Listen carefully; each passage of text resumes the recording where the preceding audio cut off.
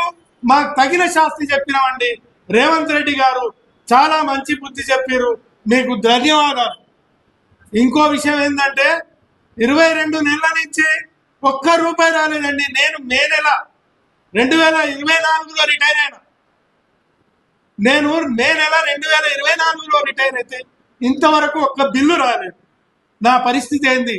ఇక బిల్లుస్ వస్తాయని చెప్పేసి ఈఎంఐలు పెట్టుకొని పిల్లల పెళ్లిలు అవి ఇవి చేస్తే నాకు పెన్షన్ మిగులుతలేదు. అప్పుల బాధతోటి ఇంకా మేము లోపలికి అవుతున్నాం.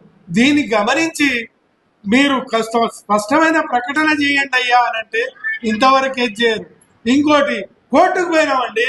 కోర్టుకు పోయినా, నేను పోయినా కోర్టుకు పోయినా, కంటెంప్ట్ ఆఫ్ ది కోర్టు కూడా ఇచ్చిన, దానికి సమాధానం లేదు, ఏదీ లేదు, ఎక్కడ లేదు. ఇది ఏం రాజ్యం అంటే ఇది రేవంత్ రెడ్డి రాజ్యమే అనిపిస్తుంది, ఇంకేం లేదు.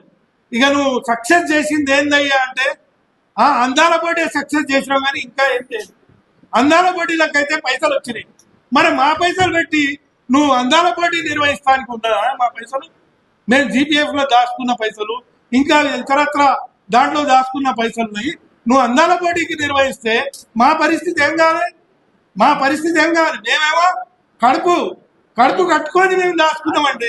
ఆ పైసలు తీసుకుపోయి నువ్వు వేరే వేరే సంక్షేమ పథకాలాపన మీకు మీ ఏ యాభై ఇయ్యను.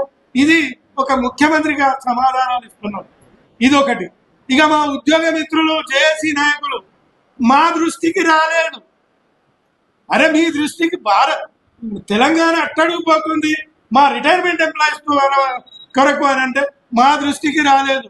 మీరు ఆవేశపడకండి, మా దృష్టికి తీసుకురండి అంటే నువ్వు లూప్ లైన్ పెట్టి నువ్వేమన్నా పైరు చేసి ఇప్పిస్తావా? మాకు రావాల్సిన పైసలు మేము అడుగుతున్నాం. మీ దక్షిణ్యం వద్దు. మాకు రావాల్సిన పైసలు తక్షణమే ముఖ్యమంత్రి కానివ్వండి, ఇందులో మంత్రివర్గులు కానివ్వండి, మా నల్లగొండ జిల్లా మంత్రి కానివ్వండి, స్పష్టమైన ప్రకటన చేసి మాకు ఇస్తావా, ఇయ్యవా? ఇయ్యనంటే చెప్పవయ్యా, ఇయ్యనంటే చెప్పు, నేను ఇయ్యలేను అని చెప్పేసి.